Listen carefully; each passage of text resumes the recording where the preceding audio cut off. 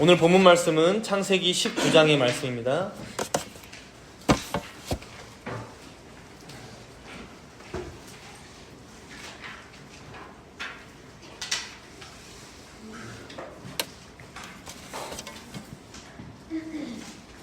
본문 말씀은 창세기 19장 전체인데 봉독은 제가 12절에서 22절까지 봉독하겠습니다. 19장 12절에서 22절 봉독합니다. 그 사람들이 롯에게 이르되 이 외에 내게 속한 자가 또 있느냐? 내 사위나 자녀나 성중에 내게 속한 자들을 다 성 밖으로 이끌어내라.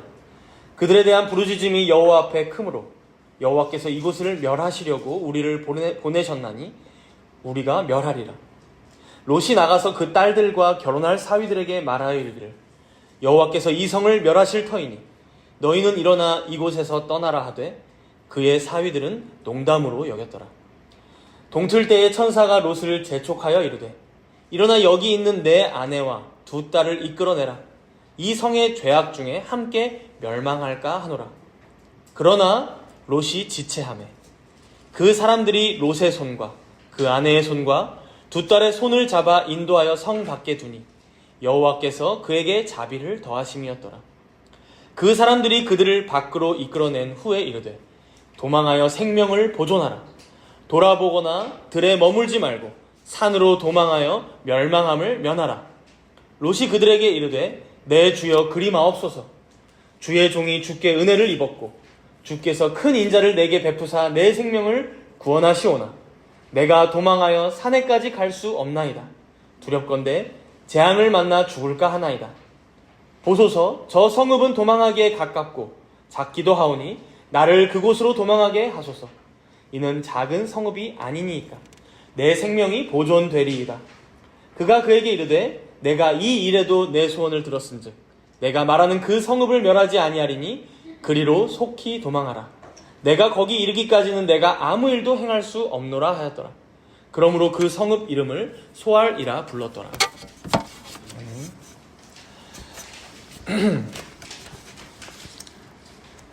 여러분 기억하시겠지만 지난주에 아브라함을 찾아온 사람은 3명이었습니다. 아브라함은 그 3명의 사람이 하나님이신지 혹은 하나님께서 보내신 자인지 혹은 천사들일지 그런 것을 전혀 모르는 상황에서도 낯선 사람들이었지만 극진히 환대하였고 아브라함의 그런 구별된 모습은 하나님의 백성이 이 땅 가운데서 어떻게 살아가야 할지를 잘 보여주었습니다. 오늘 본문을 보면 아브라함의 조카인 롯도 아브라함만큼까지는 아니지만 상당히 낯선 나그네들을 환영하며 영접하는 모습을 보여줍니다. 우리 본문 1절을 함께 읽어보겠습니다. 19장 1절입니다. 저녁 때에 그 두 천사가 소돔에 이르니 마침 롯이 소돔 성문에 앉아있다가 그들을 보고 일어나 영접하고 땅에 엎드려 절하며. 아브라함에겐 3사람이 찾아왔었는데 아마 한 사람, 추측해 보기로는 이제 하나님이라고 이제 명명되는 그 사람이 이제 돌아가고 두 천사만 소돔까지 온 것으로 보여요. 롯이 소돔 성문에 앉아있다가 그들을 보고 일어나 영접하고 땅에 엎드려 절하며 라고 말하죠. 이 부분에서 우리는 2가지 사실을 알 수 있는데요. 먼저 첫 번째로는 롯이 소돔성의 관리였음을 알 수 있습니다. 롯이 소돔성의 관리였음을. 여러분 요즘 시대에도 도시가 형성이 되면 사람들이 모이는 번화가는 따로 있잖아요. 주택가는 따로 있고. 고대 사회에서는 이 성문 근처가 여러 행정적인 일들을 다 볼 수 있는 곳이었습니다. 재판을 본다거나 그래서 법원이 있다거나 서로의 사업의 계약을 맺는다거나 혹은 이 마을 이 성에 공지가 그 대자보가 붙어 있는다거나 혹은 새로운 인간관계를 이제 새로 오는 사람들이 있으니까 여기서 맺는다거나 그러다 보니까 롯이 여기 성문에 앉아 있었다라는 말 속에서 어떤 일을 롯이 맡고 있었는지까지는 모르지만 당시 소돔성에서 높은 관리 중에 한 명이었구나 혹은 지도층 중에 한 명이었구나 알 수 있다는 거예요. 여러분 아마 기억하실 거예요. 롯이 소돔에 오자마자 일어난 일이 뭐였나요? 롯이 소돔에 오자마자 큰 사건이 하나 벌어졌었어요. 뭐였죠? 전쟁이었죠, 전쟁. 메소포타미아 지역 쪽을 다 총괄해서 다스리고 있던 그돌라오멜 왕이 쳐들어와서 다 잡아가는 일이 있었습니다. 그런데 그걸 구해준 게 누구였어요? 아브라함이 구해주었죠. 그렇죠? 아마 롯은 그런 아브라함의 조카였다 보니까 이제 소돔성에 들어온 지 얼마 안 됐지만 소돔 왕을 구해준 게 삼촌이잖아요. 그리고 많은 사람들의 생명과 그 다음에 그들의 소유물을 구해준 게 롯의 삼촌이잖아요. 그러다 보니 이 롯은 자연스레 인정도 받고 높은 관리직까지 맡게 된 게 아닌가 싶어요. 그 다음으로 여기서 알 수 있는 이 두 번째 사실은 그래도 롯이 지금 이 모습을 보면 구별된 하나님의 백성으로서 이 소돔성에서 살아가고 있었다는 거예요. 성문 앞이 번화가였다는 사실은 낯선 사람 2명이 이 성에 다가오고 있는 것을 롯 혼자서 본 게 아니라는 것을 우리에게 알려줍니다. 아마 많은 사람들이 그 두 사람을 함께 발견했을 거예요. 그런데 그 둘을 환대하고 있는 건 누구밖에 없어요? 롯 한 명밖에 없는 거예요. 많은 관리직들이 있었고 높은 지휘자들도 있었고 뭐 여러 사람들도 있었겠지만 롯 한 명만 반응하고 있는 거예요.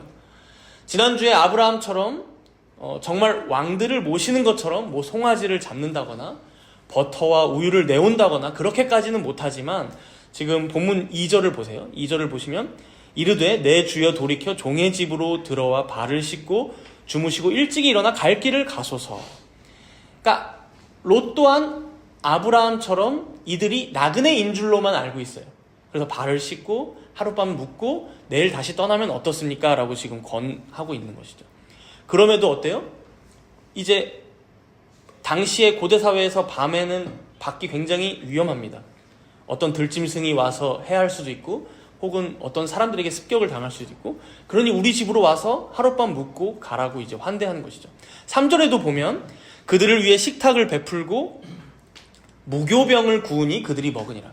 무교병은 여러분 그 빵에 효모, 누룩을 넣어서 구우려면 시간이 좀 걸리잖아요. 부풀어 오를 때까지.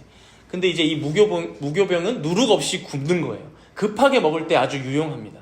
그래서 그냥 밀가루 반죽을 그대로 넣으면 그게 구워져서 마치 과자처럼 살짝 부서지는 정도? 그런 이제 빵이라고 보시면 돼요. 그래서 그걸 이제 급하게 내와서 이들을 지금 대접하고 있는 모습이에요. 자기 선에서 나름 최선을 다하고 있는 거예요. 그러나 그에 반해 소돔성의 다른 사람들은 어때요? 그 두 사람이 뻔히 오고 있는데도 전혀 반응하지 않고 무시할 뿐만 아니라 이 두 천사가 롯의 집으로 들어간 이후에 어떻게 합니까? 그게 이제 본문 4절과 5절 아주 유명한 장면이죠. 우리 4절과 5절을 함께 읽겠습니다. 그들이 눕기 전에 그 성 사람 곧 소돔 백성들이 노소를 막론하고 원근에서 다 모여 그 집을 애워싸고 롯을 부르고 그에게 이르되 오늘 밤에 내게 온 사람들이 어디 있느냐 이끌어내라 우리가 그들을 상관하리라. 충격적인 장면이 벌어지고 있죠. 이 나그네 둘을 환대하기는커녕 그들이 이제 눕기 전에 그러니까 한밤중이 된 거예요.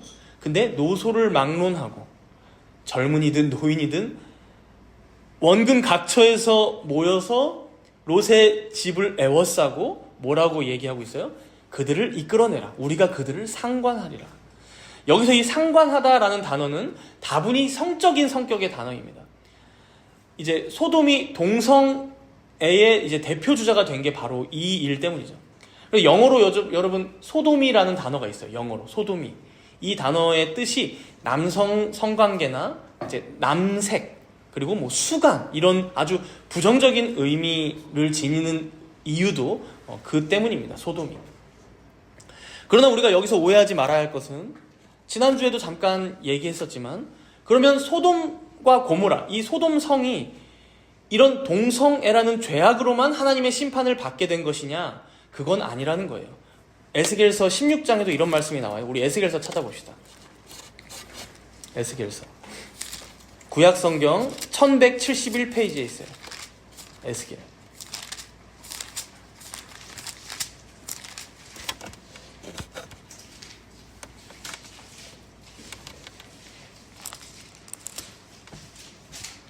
16장 49절과 50절을 16장 49절과 50절 함께 읽겠습니다. 내 아우 소돔의 죄악은 이러하니 그와 그의 딸들에게 교만함과 음식물의 풍족함과 태평함이 있음이며 또 그가 가난하고 궁핍한 자를 도와주지 아니하며 거만하여 가증한 일을 내 앞에서 행하였음이라. 그러므로 내가 보고 곧 그들을 없이 하였느니라. 소돔의 죄악이 어떻다라고 설명해요? 동성애나 간음만 있던 게 아니라 거짓과 악행, 가난한 자나 궁핍한 자를 돌보지 않는 매정함, 그리고 거만함, 교만함, 하나님 앞에서 이런 여러 가증한 일들을 행했던 곳이 바로 소돔 성이었다고 말씀하죠. 그래서 우리가 지난주 말씀 창세기 18장 20절 말씀에서 소돔과 고모라에 대한 부르짖음이 크다. 이 부르짖음이란 단어는 언제 많이 나온다고 해서 성경에. 이런 소돔 성에 있는 불이나 불법이나 폭력이나 약자들을 냉대하고 멸시하는 것, 이런 것들에 의해서 약자들, 소외된 자들이 부르짖는 것, 고통 가운데 신음하는 것이 바로 그 단어라고 얘기했었죠. 바로 이러한 가증한 죄악들이 바로 소돔이 심판받을 수밖에 없었던 주요한 이유였다라는 것이죠. 우리는 간혹 생각하기를 이러한 소돔성의 죄악들은 우리와 아주 먼 사람들의 얘기라고만 생각합니다. 여러분 아마 오래 되셨을 것 같지만 토요일 밤에 여러분 번화가 나가보신 적이 언제 있으시죠? 옛날에 친구들 많이 만나실 때 부평이나 뭐 구월동 혹은 홍대나 압구정, 강남 이런 번화가들 지나가다가 저는 예전에 뭐 교회 성도들이랑 토요일날 늦게까지 예배드리고 그런 번화가를 지나갈 일이 있으면 혹은 맥도날드 가서 햄버거 하나 먹고 싶어서 갈 일이 있으면 농담 중에 와 여기가 진짜 소돔과 고모라다 이런 말을 서로 주고받았던 것 같아요. 왜냐면 막 한쪽 구석에서 술 취해서 비틀거리는 사람들, 뭐 입에서 막 가진 것을 쏟아내는 사람들 막 너무 다양하잖아요, 그죠? 그런데 이런 농담 중에는 이런 농담 속의 은연 중에 어떤 생각이 우리에게 있는 거예요? 소돔은 나와 너무 먼 세상과 같은 얘기로만 생각하는 거죠. 나는 동성애자는 아니니까. 나는 뭐 지나가는 나그네들에게 이런 식으로 폭력을 행사하진 않으니까. 나는 뭐 불법과 불의에 막 적극적으로 동참하는 건 아니니까. 그러나 여러분, 이 본문은 신자인 너희들은 참 다른데 세상은 이렇지? 라고 소개하는 정도의 말씀이 아니라는 거예요. 오히려 소돔성에 있었던 그 간음이 우리 안에는 없는지, 그들이 행하고 있던 폭력과 무자비함이 여전히 우리 사회와 교회 가운데에는 없든지, 약자에 대한 보호와 섬김보다는 무시와 냉대, 더 나아가 이기심으로만 똘똘 뭉친 게 바로 성도라고 불리우는 우리들의 모습은 아닌지 되돌아보게 하는 말씀이라는 거예요. 실제로 이 소돔과 고모라의 역사 이후에 이스라엘의 역사를 보면요, 왜 하나님께서 그들을 아수르를 통해 북이스라엘을 멸망케 하시고 바벨론을 통해 남유다를 멸망케 하시고 포로로까지 잡혀가게 하셨을까요? 우리 예레미야 애가 4장 말씀을 한번 찾아봅시다. 예레미야 애가예요. 구약성경 1148, 조금 앞으로 넘어오면 있어요. 에스겔에서 조금만 하나 앞으로네요. 하나 앞으로.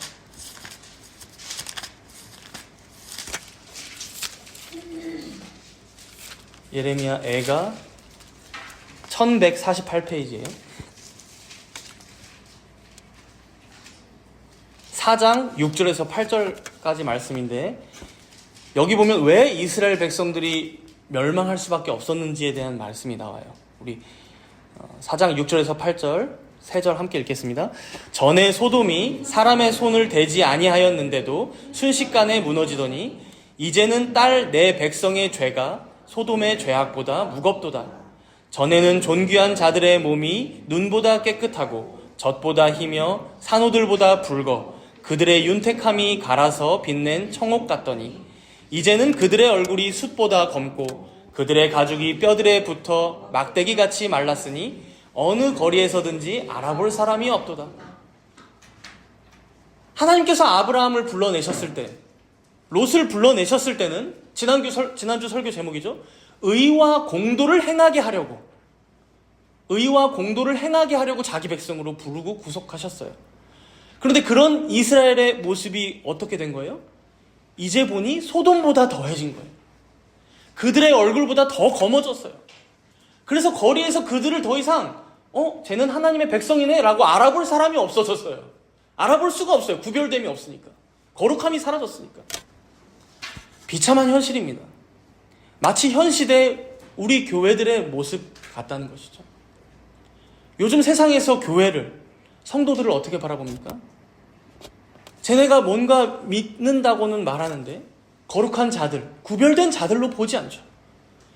자신들과 똑같이 돈을 따라 사는 자들, 자신들과 똑같이 성공과 명예만을 좇아 사는 자들, 어떤 목표를 이루기 위해서는 편법이나 불법을 서슴지 않고 행하는 자들. 여러분들도 한번 생각해 보세요. 여러분들 사회에 나갔을 때 주변의 사람들 중에 이 사람은 참 신자다, 이 사람은 정말 믿는 사람이구나, 성도구나 라고 여러분들 바라볼 만한 사람들이 있느냐라는 거예요. 참 찾기가 어렵죠. 오늘 본문에서도 보면 롯 또한 그런 모습을 보여줍니다.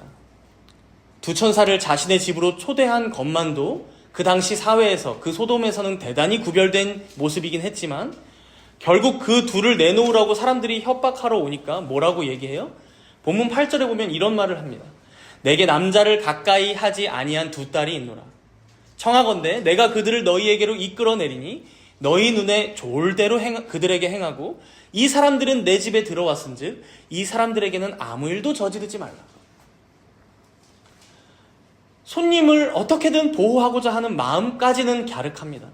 그러나 대신 내 두 딸을 데려가라. 여러분, 이게 무슨 말이에요? 잘못 들은 거 아닌가 하고 한 번 더 쳐다보게 되는 말씀이잖아요. 이건 당시의 문화를 아무리 고려한다고 해도 절대로 옳은 행동이 아니라는 거예요. 결국 롯 또한 자신도 모르는 사이에 이 소돔성의 죄악과 그런 문화들에 물들어가고 있었던 거예요. 마치 지금의 우리들이, 이 교회들이 우리들도 모르는 사이에, 아니 심지어 알지만 타협하며 지내고, 알지만 어쩔 수 없다고 말하며 합리화하며 지내는 것과 마찬가지라는 것이죠. 결국 여러분, 오늘 본문의 말씀은 지금도 여전히 소돔과 같이 지내고 있는 세상을 향해, 또 소돔에 적응하여 그들과 전혀 구별됨 없이 살아가고 있는 교회를 향해, 즉 세상과 교회 모두를 향해 장차 다가올 심판을 기억해라. 하루빨리 돌이키고 회개하라. 하나님의 말씀과 계명을 쫓아가는 삶을 살아라 라고 급박하게 전하시는 하나님의 말씀이라는 거예요. 이러한 급박함이 본문 12절부터 보시면 잘 드러나는데요. 본문 12절부터 다시 보십시오. 창세기 19장 12절부터. 이제 이 두 천사가 여기에 온 이유를 정확히 말하기 시작해요. 12절에도 그렇고 13절에도 보니까 그들에 대한 부르짖음이 여호와 앞에 크므로 여호와께서 이곳을 멸하시려고 우리를 보내셨나니 우리가 멸하리라. 그래서 이제 12절에 내 사위나 자녀나 성중에 내게 속한 자들을 다 성 밖으로 이끌어내라 라고 말하죠. 여러분, 참 은혜예요.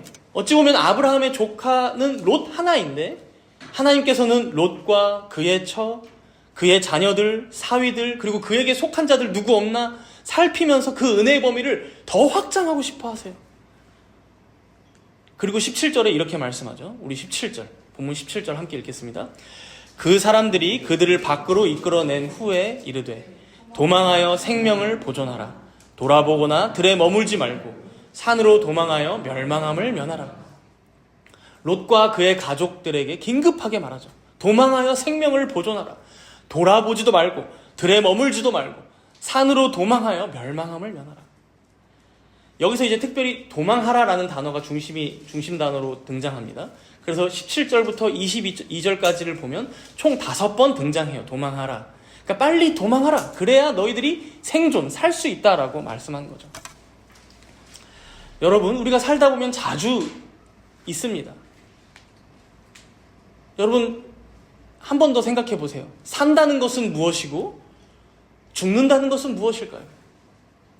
세상에서는 그것을 심장이 멈추는 것, 뇌가 멈추는 것, 피가 돌지 않는 것, 여러 가지 화학적인 반응, 몸의 반응으로 다 규명할 수 있겠지만 우리는 뭐라고 규명하냐는 거죠. 생명은 무엇이고 죽음은 무엇이냐? 성경은 무엇이라고 말씀합니까? 하나님께서 처음에 에덴 동산에서도 분명히 말씀하셨지만 하나님 말씀을 듣고 그 말씀에 순종하는 삶이 생명입니다. 진정 살아가는 것이에요. 그것 자체로 우리에게 참된 생명이라는 것이죠. 그러나 그것을 잊고 불순종하자 죽음의 길로 들어선 거예요. 그로부터 생의 비참함과 영원히 다가올 형벌을 맞이하게 된 것이죠. 그러한 비참한 결과를 우리는 가인의 때에도 보았었고 노아의 때에도 발견했고 또 바벨탑의 현장에서 우리는 목격했어요. 그때 멸망당하고 심판받았던 그들과는 다르게 살라고 지금 아브라함을 부르셨고 조카 롯을 그와 동행하게 하셨고 지금의 우리들 또한 그렇게 하나님께서 의와 공도를 행하는 자로 살아가라고, 참된 생명을 가진 자로 영원히 살으라고, 영생하라고 우리를 부르셨잖아요. 그런데 우리는 어때요? 이걸 금방 잊어버리고 소돔의 문화에 적응하고 타협하고 때로는 그들과 같이, 아니 어떤 때는 그들보다 더 패역한 모습으로 살아갈 때가 많죠.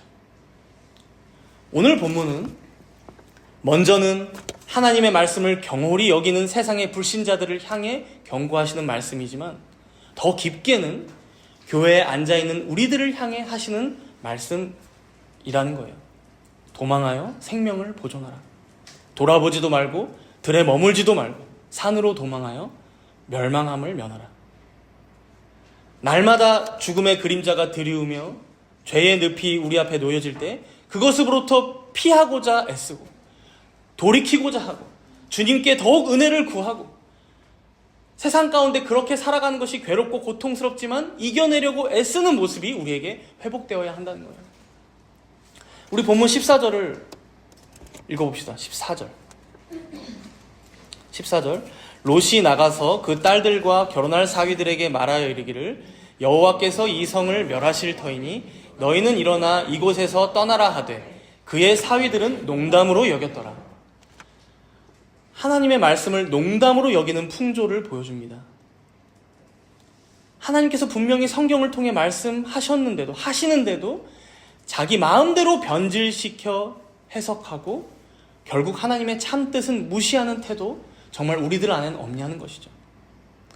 세상 사람들은 물론이거니와 우리들 가운데에도 어떤 마음이 사실 있어요?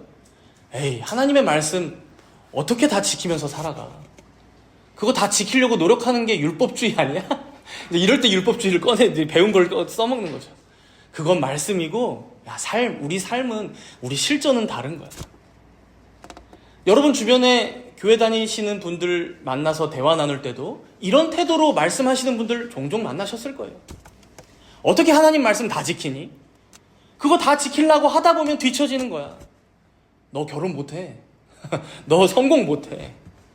그러면서 타협하고 합리화하며 살아가는 태도가 롯의 사위들에게 뿐만 아니라 우리들에게도 충분히 있다는 거예요.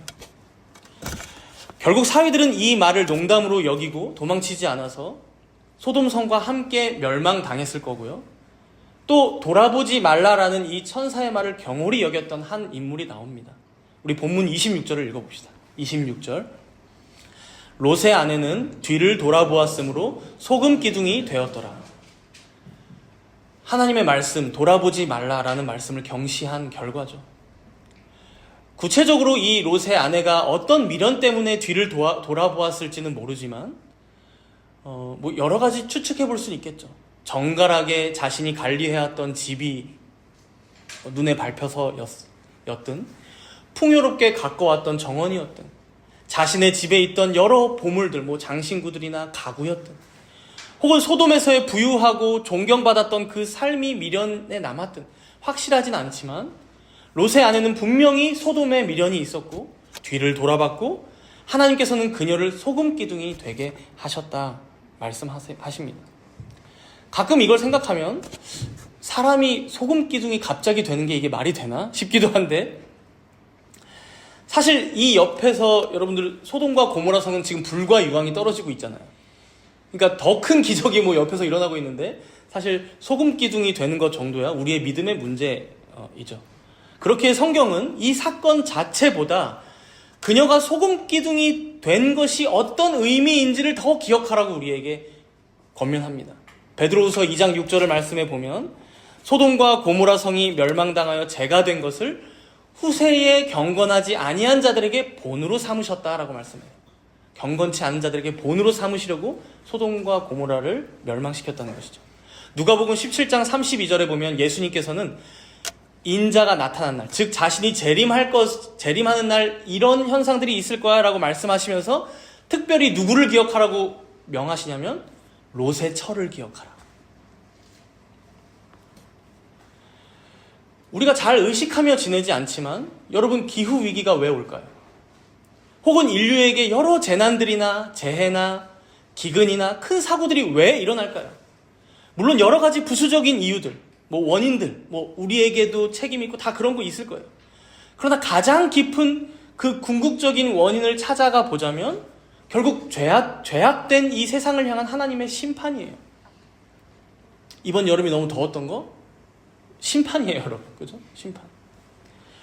우리가 배웠다시피 이 비참한 죄인의 생 전체가 하나님의 심판이기도 하고요. 간혹 어떤 큰 이벤트가 생긴다. 코로나가 왔다. 그럼 우리가 이것을 막 세상 사람들에게 하나님의 심판입니다, 이렇게 여러분 하라는 말이 아니라, 믿는 신자들은 어떻게 생각해야 돼요? 이건 죄인들에게 한 번 더 자신들의 생을 되돌아보라고. 하나님께서 이 모든 일들을 허락하셨는데, 본이 되게 하셨는데 우리들은 어떻게 한다고요? 전혀 깨닫질 않는 거예요. 계속해서 이 땅에 마음을 더 붙이려고만 하고, 그래서 더 뒤돌아보려고만 하고, 더 미련을 가지고 어떤 세상에 여전히 있는 불의와 폭력으로부터 돌아서고 그것에 대항하려고 하기보다 오히려 이 땅에서 더 살아남으려고 서로 경쟁하고 누군가를 짓밟고 죽이고, 이 사회가, 그리고 우리들이 그럴 때가 얼마나 많냐는 거예요. 그렇기에 우리 주님의 말씀처럼 롯의 처를 우리는 기억해야 한다는 거예요.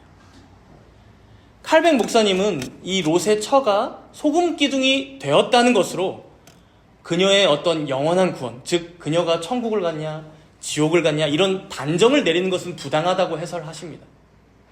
그러나 왜 그녀를 소금 기둥이 되게 하셨는가? 왜 이 일을 굳이 성경에 기록하셔서 우리에게 읽게 하시는가는 우리가 깊이 상고해 봐야 한다는 것이죠. 롯이 처음에 이 소돔 땅에 오게 된 경위가 무엇이었나요? 소돔 땅에 왜 롯이 처음에 오게 되었죠? 창세기 13장 말씀에서 여러분들 보았어요.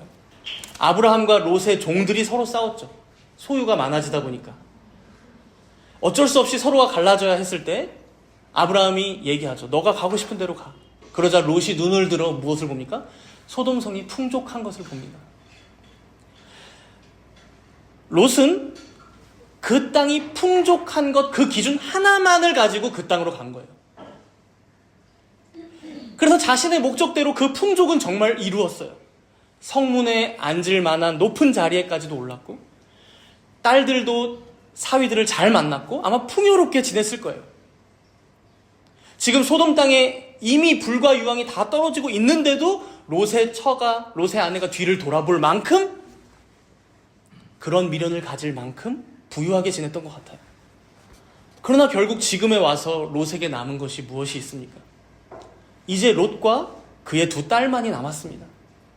본문 30절을 보시면 이 롯의 두 딸조차도 제대로 자리를 잡지 못해서 소알이란 성에 들어가기를 간청해서 이제 들어갔다가 거기서 다시 이제 거기도 두려워서 다시 나와서 어떤 동굴로 들어가서 거주하기 시작해요. 그리고 참 비극적인 일이지만 근친상간의 관계를 통해서 롯이 손주들을 보는데, 본문 37절을 한번 보세요. 37절 마지막 구절 쪽이죠. 첫째 딸의 아들의 이름이 뭐예요? 모압. 여러분, 모압이라는 단어는 아버지로부터라는 의미예요. 아버지로부터. 그러니까 수치스러운 이름이죠. 자신이 딸이 아들을 낳았는데 아버지로부터라는 이름이라뇨. 둘째 딸의 아들의 이름도 베남미예요. 베남미. 근데 이 의미는 내 족속의 아들이라는 의미예요. 내 족속의 아들. 그래서 이 이름 또한 노골적이진 않아도 수치스러운 이름의 의미를 담고 있죠. 더해서 이 모압과 암몬 여러분들 자주 들어보셨을 거예요. 이후에 계속해서 이스라엘 백성들을 괴롭히는 민족으로 역사에 남습니다. 결국 롯에게 남게 된 것은 그가 추구했던 풍요도, 지위도, 명예도, 성공도, 부요함도 아니었습니다. 자신과 두 딸의 생명만 겨우 부지했을 뿐 아내도, 사위들도, 다른 이웃들도 지금까지 자신이 쌓아온 업적마저도 마치 다 허상처럼 사라져버리고 말았어요. 그래서 예수님께서는 우리들에게 바로 이 일을 기억하라 라고 말씀하시는 거예요.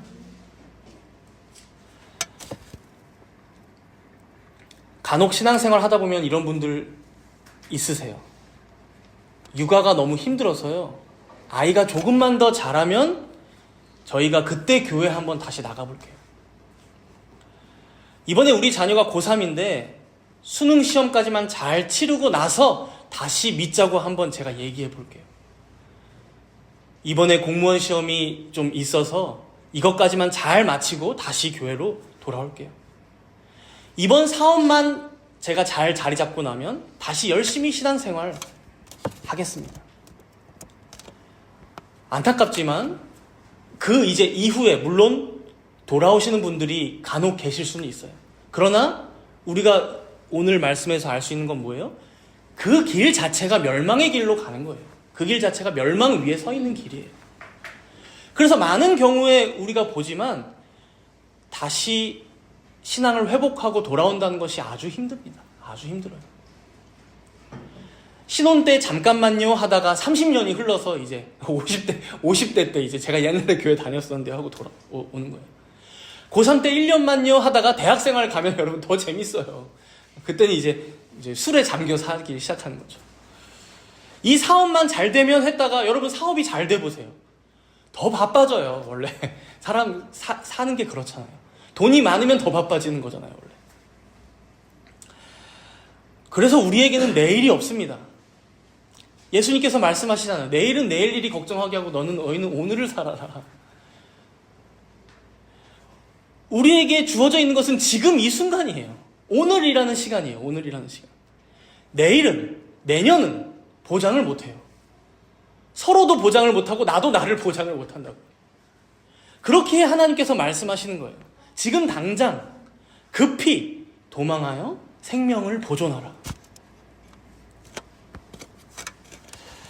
그래서 누가복음 17장 31절에도 보면 예수님께서 롯의 철을 기억하라라고 말씀하시면서 이런 말씀을 덧붙이세요.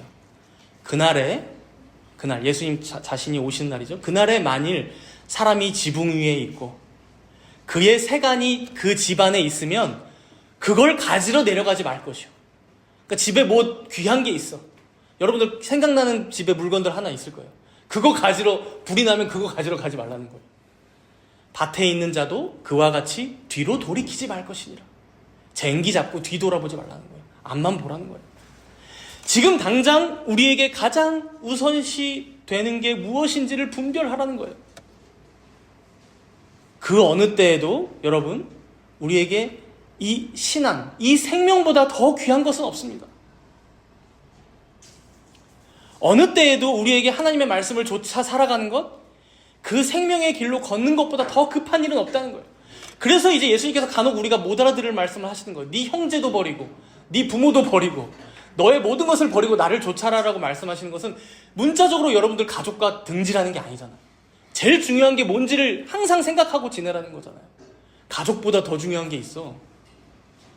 돈보다 더 중요한 게 있어. 세상에 성공보다 더 중요한 게 있어. 사랑하는 성도 여러분, 여러분의 신앙생활은 어떠하십니까? 내 볼 일, 내 할 일 다 보고 다 처리하고 나서 그 다음에 신앙이 있진 않으십니까? 그 다음에 하나님 말씀 조금 순종해 볼까 하진 않으십니까? 하나님의 계명과 말씀에 바로 지금 오늘 순종하는 삶, 이것이 지금 여러분들이 계신 곳에서 도망하여 구별되는 길이요, 우리의 생명을 보존하는 일이며 이것이 성도의 삶임을 잊지 마시기 바랍니다. 이제 말씀을 마무리하겠습니다. 사랑하는 성도 여러분, 우리는 오늘 창세기 19장 말씀을 통해 우리에게 주시는 하나님의 간절한 말씀을 들었습니다. 바로 도망하여 생명을 보존하라 라는 말씀입니다. 우리는 이 땅에 살아가면서 수많은 유혹과 시험을 만나게 됩니다. 때로는 소돔성 사람들처럼 죄악에 물들어 살아갈 때도 있고, 롯처럼 세상과 온전히 구별되지 못한 채 신앙생활을 이어나가기도 합니다. 그러나 오늘 말씀은 우리에게 분명히 경고합니다. 우리의 삶에서 그 무엇보다 하나님을 따르고 그분의 말씀에 순종하며 살아가는 것, 이것이 가장 우선시 되어야 한다는 사실입니다. 하지만 우리는 연약한 존재임을 주님 앞에 고백하지 않을 수 없습니다. 비록 우리가 하나님을 따르고자 오늘 고백한다 해도, 본문 여러분 16절에 잠깐 보시면 롯이 어떤 모습을 보여줘요? 망설이고 지체하는 모습을 보여줘요. 사위들만 농담으로 여기고 롯의 아내만 뒤를 돌아본 게 아니라 롯 그 자신조차도 망설이고 지체해요. 여러분들에게도 그러한 때가 종종 올 수 있습니다. 아니, 많이 올 수 있어요. 그러나 결코 절망하지 마시기 바랍니다. 이어서 말씀하고 있듯이 여호와께서는 그에게 자비를 더하사 어떻게 행하십니까? 롯의 손을, 그 아내의 손을, 그 두 딸의 손을 잡아 친히 인도하여 건져주고 계시기 때문입니다. 마치 롯이 주저하며 지체할 때에 천사들을 통해 그의 손을 잡아 구원하여 주셨듯이 우리는 당장 내일부터 수도 없이 지체하고 머뭇거리겠지만 그때마다 우리 하나님께서는 여러분들의 손을 지체 없이 잡아주시고 이끌어 주실 것입니다. 칼백 목사님은 이 부분의 말씀을 해설하기를 하나님의 긍휼이 롯의 나태함과 더불어 분투하고 계신다라고 말씀하세요. 우리의 나태함, 우리의 게으름, 우리의 어리석음, 미련, 그 모든 것들과 우리 하나님의 자비하심, 긍휼하심이 더불어 다투어서 결국 이기실 것임을 말씀하는 내용이라는 거예요. 사랑하는 여러분, 하나님께서는 우리의 연약함에도 불구하고 그리스도 안에서 맺으신 새 언약을 따라 우리들 한 명 한 명을 신실하게 붙드실 것입니다. 우리 마지막으로 본문 29절을 읽어봅시다. 본문 29절입니다. 하나님이 그 지역의 성을 멸하실 때, 곧 롯이 거주하는 성을 엎으실 때에 하나님이 아브라함을 생각하사 롯을 그 엎으시는 중에서 내보내셨더라. 아브라함을 생각하사 롯을 구원하셨다. 그러나 이 말씀을 오해하지 말 것은 아브라함이라는 인물이 대단해서 그 때문에 롯을 구했다라는 의미는 아닙니다.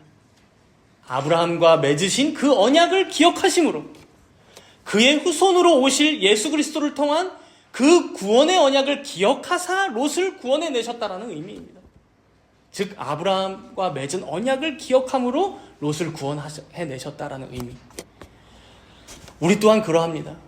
우리의 의로움이나 혹은 우리의 자격으로가 아니라 우리가 그리스도 안에 그 새 언약에 참여한 자요, 그 안에서 택함받은 하나님의 백성이기에 우리는 날마다 넘어지고 또 뒤를 돌아보며 지체한다고 해도, 세상의 미련을 갖고 자꾸 머뭇거리는 모습을 보인다 해도 우리 하나님께서는 아브라함을 기억하사 그와 맺은 언약을 잊지 않으시사 우리를 끝끝내 구원하실 것입니다. 그러므로 사랑하는 여러분, 오히려 더 이상 주저하거나 뒤돌아보지 말고 오직 믿음으로 살아가시기 바랍니다. 세상의 가치관과 타협하지 말고 오직 진리의 말씀을 따라 살아가는 여러분 되시기 바랍니다. 우리와 함께 하시는 주님을 날마다 의지하며 구원의 은혜를 굳게 붙들고 살아가는 저와 여러분 되시기를 간절히 소망합니다. 함께 기도하겠습니다. 들은 말씀 기억하면서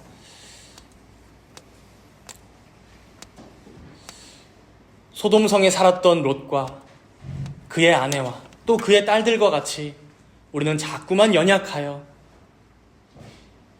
구별되고 도망하라는 주님의 말씀에 꾸물거리고 지체하며 머뭇거릴 때가 많습니다. 이러한 우리의 연약함을 주님께 맡겨드리며 또한 우리의 앞으로의 삶이 하나님께서 계시하시고 말씀하신 바를 가장 귀한 줄로 알고 우리에게 가장 큰 복이요 행복임을 알고 그 말씀에 자발적으로 기꺼이 순종하는 기쁨과 복을 풍성히 누리는 우리가 되게 해달라고 간구하겠습니다. 또한 아브라함을 기억하사 롯을 구원하신 것처럼 아브라함의 후손이신 예수 그리스도 안에서 우리의 모든 연약함들을 다 가리시고 결국엔 우리를 구원하실 주님께 감사드리면서 우리 잠시 동안 회개와 감사의 간구로 함께 기도하도록 하겠습니다.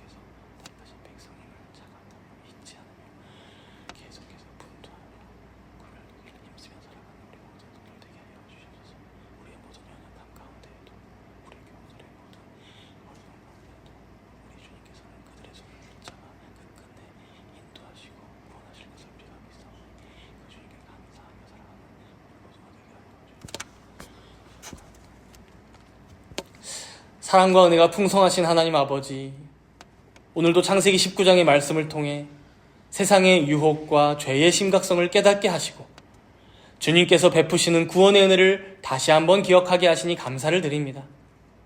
우리 또한 롯처럼 눈앞에 풍요에 눈이 멀어 죄악된 길로 향할 때가 많습니다. 또 롯의 아내처럼 세상에 대한 미련을 버리지 못하고 뒤돌아보며 주님의 손을 놓고 싶을 때도 많습니다. 그러나 주님께서는 아브라함을 기억하사 롯을 멸망 가운데에서 건져내셨듯이 오늘 우리들에게도 끝없는 자비와 긍휼을 베풀어 주십니다. 저희의 연약함과 부족함에도 불구하고 우리를 사랑하사 구원하시기 위해 독생자 예수 그리스도를 이 땅에 보내주셨습니다. 우리가 이러한 주님의 크신 은혜를 잊지 않고 세상의 유혹과 시험 속에서도 믿음을 굳게 지키며 살아갈 수 있도록 힘과 담대함을 더하여 주시옵소서. 죄악된 습관과 생각에서 돌이켜 주님의 말씀을 따라 순종하며 주님께서 기뻐하시는 거룩한 삶을 살아갈 수 있도록 인도하여 주시옵소서. 이 모든 말씀 감사드리오며 우리 주 예수 그리스도의 이름으로 기도드리옵나이다. 아멘.